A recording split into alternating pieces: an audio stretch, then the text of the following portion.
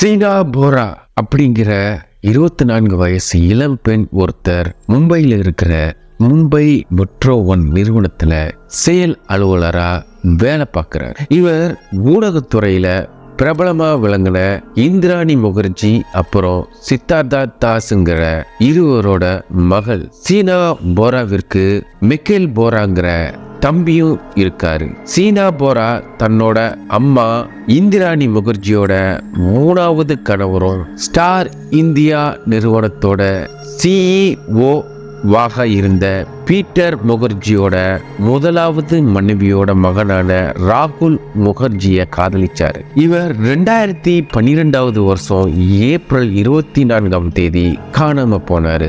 அதுக்கு பின்னாடி சரியான தகவல்கள் அவரை பற்றி கிடைக்கல.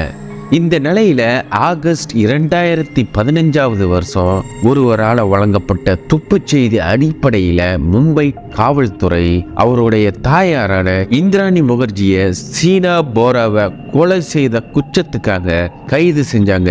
அவரோட இந்திராணி முகர்ஜியோட 2வது கணவரான சஞ்சீவ் கண்ணா அப்புறம் கார் ஓட்டுநர் சியாம்வர் பிந்துரா ராய் இந்த மாதிரி ஆட்கள் கொலைக்கு உடந்தையா இருந்தாங்கன்னு கைது செஞ்சாங்க.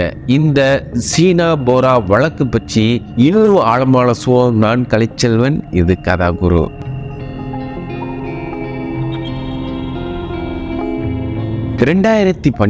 வருஷம் கார் காவல் நிலையத்துல யூனியன் பார்க் பகுதியில வாழ்ந்த சீனா போரா காணாம போனதா ஒரு புகார் பதிவு செய்யப்படுது. அதே நேரத்துல ராய்காட் பென் காவல் நிலையத்துல பூனே லோனாவாலா பகுதியில ஒரு பண்ணை வீட்டுக்கு பக்கத்துல பாதி எரிஞ்ச நிலையில ஒரு பெண்ணோட உடல் கண்டறியப்படுது. இந்த சந்தேகம் எழுப்புற மரணத்தை முதல்ல காவல் நிலையத்துல விபத்தால இறந்திருக்கலாம்னு அறிக்கை கூட பதியப்படாம, ஏன் DNA மாதிரி கூட எடுக்காம அப்படியே உடலை அப்புறப்படுத்தியிருக்காங்க. 3 வருஷம் கழிச்சு மும்பையில் இருக்கிற ஒரு பார்ல லைசன்ஸ் இல்லாத துப்பாக்கி வச்சிருந்ததா ஒரு நபர் கைது செய்யப்படுறாரு. கையில அனுமதி இல்லாம துப்பாக்கி வச்சிருந்த அந்த நபர் சியாம்வர் ராய். அவர் பார்ல தன் நண்பர்கிட்ட பேசின விஷயமும் பெரிய அதிர்ச்சி அளிக்கிற விதத்துல இருந்துச்சு. அந்த துப்பாக்கிய வச்சு ஏதோ கொலை செஞ்சியான்னு போலீஸ் விசாரணையில அவர் சொன்ன தகவல் காவல்துறைக்கு பெரிய அதிர்ச்சியை உண்டாக்கிச்சு. அந்த ஆள் தன்னை இந்திராணி முகர்ஜியோட டிரைவரும் இந்திராணி முகர்ஜியோட சகோதரி சீனா போராவை கொலை செஞ்சதாகவும் அந்த கொலையில இந்திராணி முகர்ஜிக்கு தான் உதவி செஞ்சதாகவும் ஒத்துக்கிட்டான். இந்திராணி முகர்ஜி அப்புறம் அவரோட முன்னாள் கணவர் சஞ்சய் கண்ணா 2 பேரும் சீனா போராவை கார்ல வச்சு கழுத்தை நெரிச்சு கொலை செஞ்சாங்க. சீனா போராவோட பிரேதத்தை 84 கிலோமீட்டர் கார்லயே வச்சு கொண்டு வந்து இதுக்காக ஏற்கனவே இந்திராணி பார்த்து வச்சிருந்த ஆள் நடமாட்டம் இல்லாத இடத்துக்கு கொண்டு வந்து அந்த பிரேதத்தை எரிச்சாங்க. இந்திராணி முகர்ஜியோட கார் டிரைவர் சியாம்வர் ராய் இப்படி சொன்னார். அதுக்கப்புறம் வழக்கு சூடு பிடிக்க விஞ்ஞான சில எலும்பு துண்டுகளை மும்பைக்கு DNA பரிசோதனைக்கு உட்படுத்தினப்ப இந்திராணி அப்படிங்கிறவரோட இரத்த சொந்தமான சீனா போராவோட DNAவை ஒத்திருந்ததை உறுதி செஞ்சாங்க. கொலை செய்யப்பட்டு காணாம போன சீனா போரா வழக்குல உடனடியா இந்திராணி முகர்ஜியை கைது செஞ்சாங்க. இந்த செய்தி வர்த்தக உலகம், திரைத்துறை, ஊடகத்துறைன்னு பல இடங்கள்ல அதிர்வலைகளை ஏற்படுத்திச்சு. ஏன்னா இந்த இந்திராணி முகர்ஜி ஒரு சாதாரண ஆள் இல்லை. அந்த காரணமா கூட கொலை நடந்து 3 வருஷமா எந்த வழக்கும் பதியப்படாம கிடப்பிலேயே இருந்திருக்கலாம். சீனா போராவை கொலை செஞ்ச பின்னாடி இந்திராணி சீனா உயிரோட இருக்கிற மாதிரியே நாடகமும் நடத்திருக்காங்க. அதாவது சீனா அமெரிக்கா போனதா சொல்லியிருக்காங்க. இத உண்மைன்னு நம்ப வைக்க சீனாவோட மொபைல்ல இருந்து மெசேஜ்களையும் அவரோட மெயிலை பயன்படுத்தி சீனா போரா அமெரிக்காவில இருந்து மெயில் அனுப்புற மாதிரி ஒரு நாடகமும் நடத்தியிருக்காங்க. சீனா போராவோட சமூக வலைத்தளத்தை பயன்படுத்தி தொடர்ச்சியா போஸ்டுகளையும் போட்டு இருக்காங்க இந்த இந்திராணி. இதனால யாருக்கும் பெரிய அளவுல சந்தேகம் வரவே இல்லை. இப்படி தன்னோட சகோதரிய கொலை செஞ்ச இந்த இந்திராணி முகர்ஜி யார், அதோட பின்னணி என்ன, இப்போ அலசுவோம். அப்பா உபேந்திரகுமார் போரா, அம்மா துர்கா ராணி போரா. இவங்களுக்கு மகளா அஸ்ஸாம் மாநிலத்துல குவஹாத்தில பிறந்தவர் தான் இந்த இந்திராணி. புரி போரான்னு முதல்ல இவருக்கு பெயர் வச்சாங்க. குவஹாத்தில 10ஆம் வகுப்பு படிக்கிற சமயத்துல உள்ளூர் பூசாரி மகனோட ஓடி போயிட்டாருன்னு பின்னாடி அவங்கள கண்டுபிடிச்சு கூப்பிட்டு வந்ததாகவும் சொல்லப்படுது. 1987 வருஷம் 12ஆம் வகுப்பு படிக்கிற சமயத்துல வின்னு பிரசாத் சௌத்ரிங்கிற நபரை காதலிச்சாரு. ஆனா அந்த உறவு ரொம்ப நாள் நீடிக்கல. 1986 இருந்து 1987 வரை இடத்துல 4 மாசங்கள் இந்திராணியோட உறவுல இருந்ததா விஷ்ணு பிரசாத் சௌத்ரி சொல்றாரு. அதுக்கு பின்னாடி அவங்க 2 பேரும் பிரிஞ்சிட்டதாகவும், இந்திராணி சில்லாங்ல இருக்கிற லேடி கேன் கல்லூரியில படிக்க போய்விட்டதாகவும் சொல்லப்படுது. அவங்க 1988 வருஷம் சித்தார்த்தா தாஸ் அப்படிங்கிறவரை காதலிச்சு லிவிங் டுகெதர் பாணியில கல்யாணம் பண்ணாம வாழ தொடங்கினாங்க. அவங்களுக்கு சீனா போரான்னு ஒரு மகள் February 11, 1989 வருஷம் பிறந்தாங்க. அவங்களுக்கு 1990 வருஷம் மிக்கேல் போராங்கிற மகனும் பிறந்தாரு. அதே வருஷம் அவங்க 2 பேரும் பிரிஞ்சிட்டாங்க. அதுக்கு பிறகு கல்கத்தாவை சேர்ந்த ஒரு தொழிலதிபரோடு சில காலம் இந்திராணி ஒன்னா வாழ்ந்திருக்காங்கன்னு சொல்லப்படுது. ஆனா அவங்க பின்னாடி பிரிஞ்சதாகவும் சொல்லப்படுது. 1990 வருஷம் இந்திராணி தன்னோட 2 பிள்ளைகளையும் குவஹாத்தில கூட்டிட்டு போய் அங்க அவரோட பெற்றோர்கிட்ட வளர்க்க கொடுத்துட்டாங்க.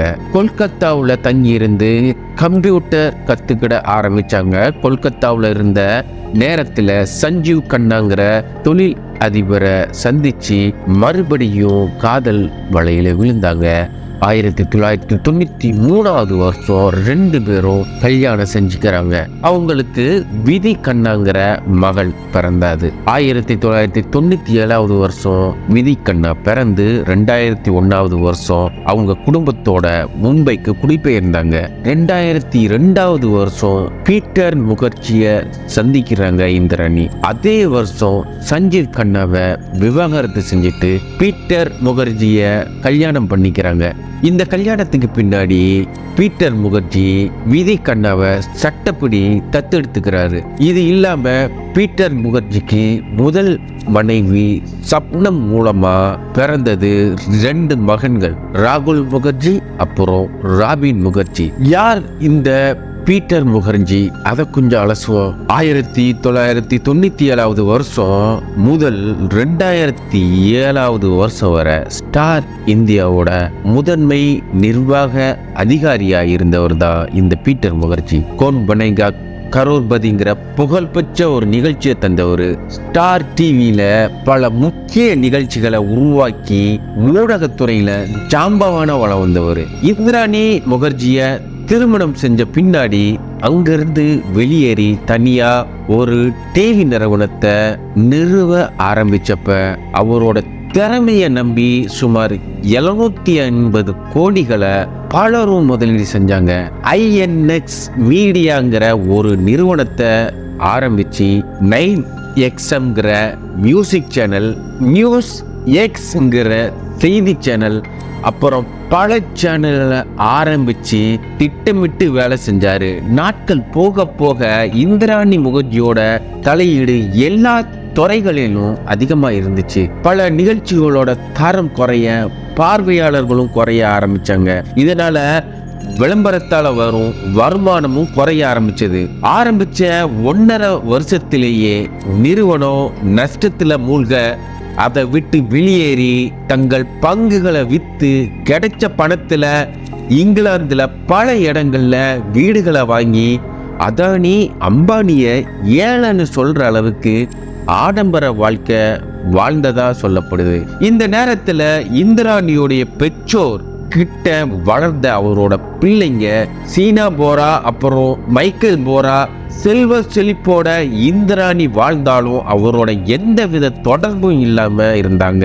ரொம்ப ஏழ்மையான நிலையில அவங்க இருந்ததா சொல்லப்படுது. பள்ளி படிப்பை முடிச்சிட்டு மேற்படிப்பை தொடர இயலாத நிலையில தன்னோட தாயோட உதவிய நாட அவங்கள மும்பைக்கு கூட்டிட்டு வந்தாரு இந்திராணி. அங்க வந்த பின்னாடி தான் அவங்களுக்கு தெரிஞ்சது அவங்க உயிரோட இருக்கிறோமா இல்லையான்னு கூட தெரிய விரும்பாத அவங்க அம்மா ஒரு செல்வ சீமாட்டியா வாழ்ந்துகிட்டு இருக்காங்கன்னு. 2006 வருஷம் இந்திராணியோட சேர்ந்து சீனா போரா அப்புறம் மைக்கேல் போரா 2 பேரும் வந்த சில நாட்கள்ல மிக்கேல் தன்னோட தாத்தா பாட்டியோட போன பிறகு சீனா தன்னோட அம்மா அப்புறம் பீட்டர் முகர்ஜி அவரோட பொண்ணு விதியோட சேர்ந்து ஒரே வீட்டுல தங்க ஆரம்பிச்சாங்க. ஆனா ஒரு கண்டிஷன், சீனா போரா இந்திராணி தான் தன்னோட அம்மாங்கிறத எங்கேயும் சொல்லக்கூடாது. அதாவது சீனா போராவை தன்னோட தங்கைன்னு எல்லாருக்கும் அறிமுகம் செஞ்சாங்க இந்திராணி முகர்ஜி. இந்த நிலையில பீட்டர் முகர்ஜியோட முன்னாள் மனைவி மூலமா பிறந்த 2 மகன்கள்ல ஒருவரான ராகுல் முகர்ஜிய டேராடூன்ல இருந்து பீட்டர் முகர்ஜி மும்பைக்கு அழைச்சிட்டு வந்தாரு. சீனா போராவும் ராகுலும் காதலிக்க ஆரம்பிச்சாங்க. அதாவது வரவு முறைப்படி பார்த்தா 2 பேரும் அண்ணன் தங்கச்சி. இந்த விஷயம் இந்திராணி முகர்ஜிக்கு தெரிய வர அவங்கள கண்டிச்சாரு. ஆனா காதலர்கள் 2 பேரும் நாளொரு மேனியும் பொழுதொரு வண்ணமுமா காதலை வளர்த்து எடுத்தாங்க. பீட்டர் முகர்ஜி அப்புறம் ராகுல் பொறுத்தவரை சீனா போரா இந்திராணி முகர்ஜியோட தங்கச்சி. இதனால பீட்டர் இந்த விஷயத்தை பத்தி கண்டுதல. ஆனா தன்னோட கணவர் பீட்டரோட மகன் ராகுல் தனக்கு மகன் முறை, அதனால இந்த முறையில்லா காதலை இந்திராணி கடுமையா எதிர்த்தாங்க. இது சம்பந்தமா இந்திராணிக்கும் சீனா போராவுக்கும் இடையே பயங்கரமா சண்டை நடந்துச்சு.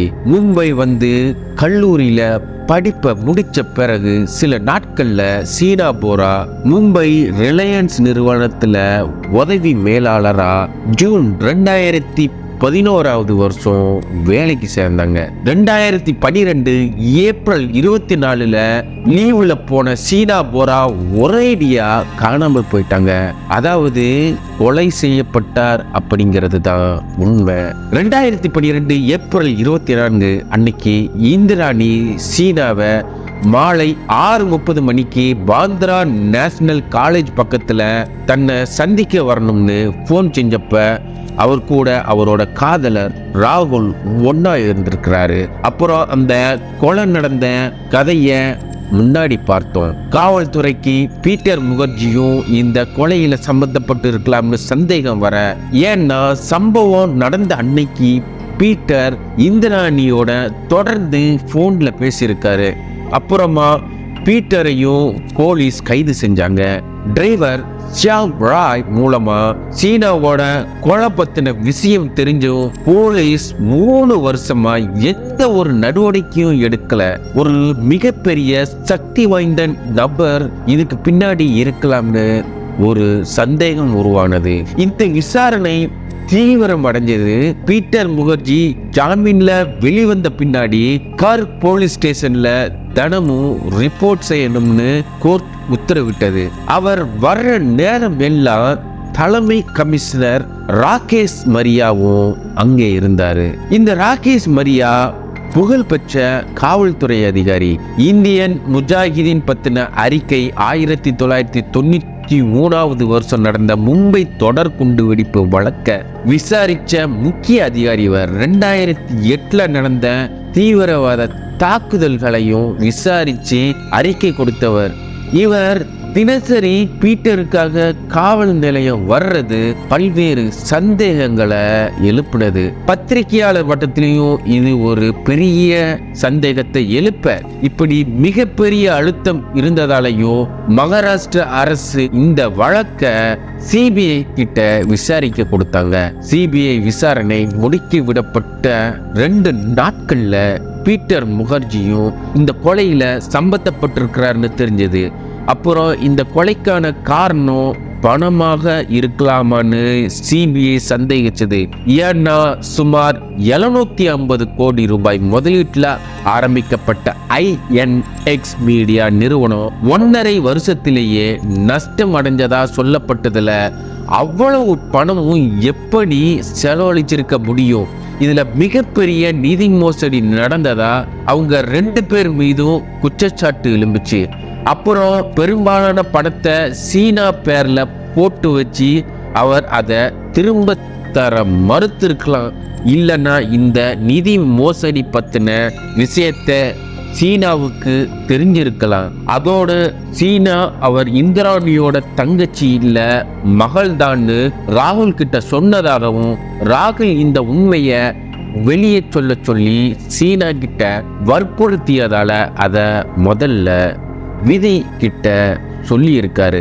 விதி மூலமா பீட்டருக்கு இந்த விஷயம் தெரிஞ்சப்ப அவர் அத முதல்ல நம்பல. ஆனா இந்திராணிக்கும் சீனாவுக்கும் பயங்கரமா சண்டை நடந்திருக்கு.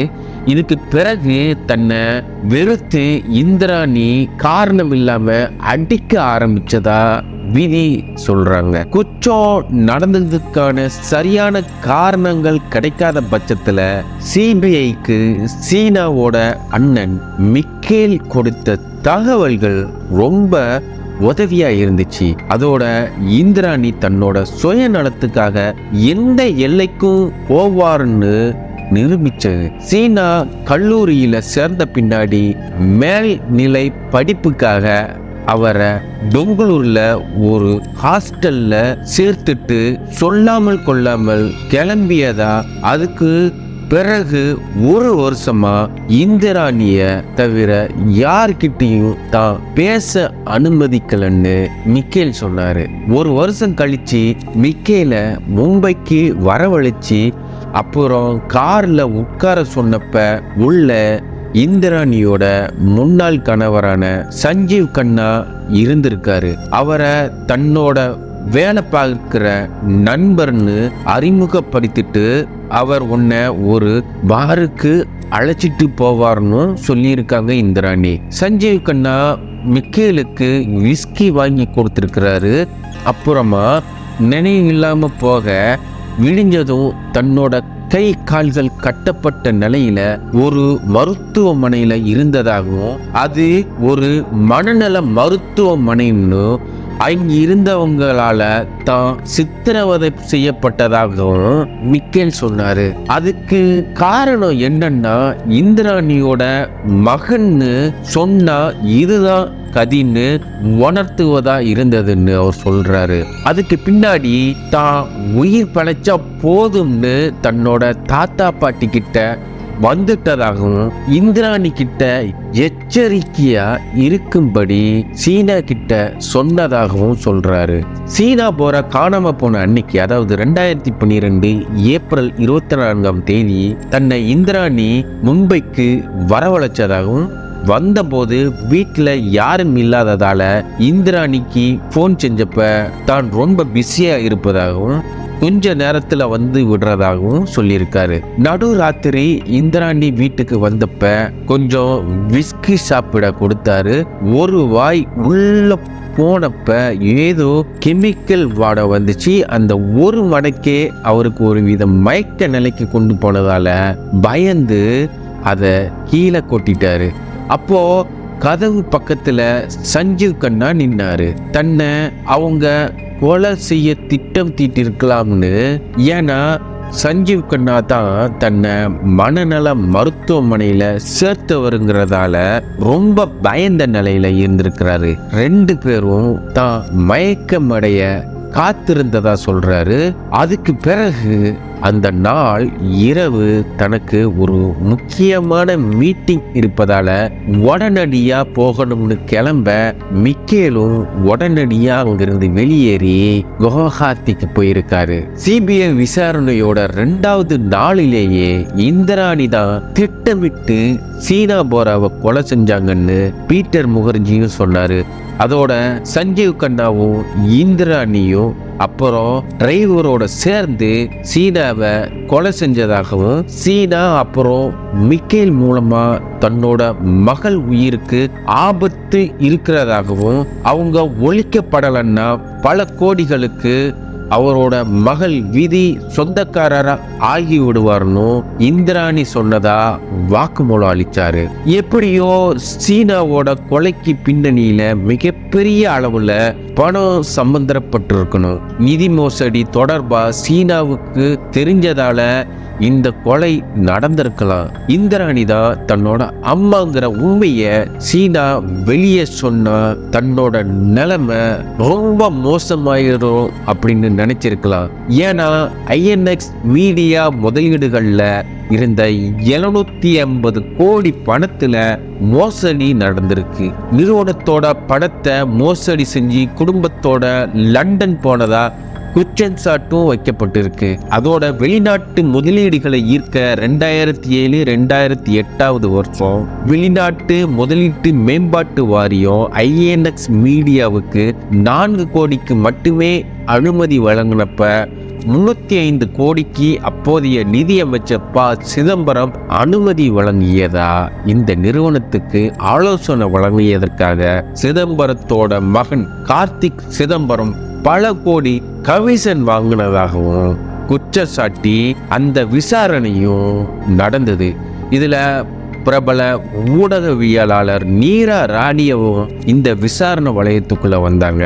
கடைசியில பைகுலா சிறையில சுமார் 6.5 வருஷங்கள் இருந்த இந்திராணி ஜாமீன்ல வெளியே வந்தாங்க. வெளியே வந்த பின்னாடிதான் தவறே தான் செய்யலன்னு சீனா காஷ்மீர்ல உயிரோட இருக்கிறதாகவும் சொன்னாங்க.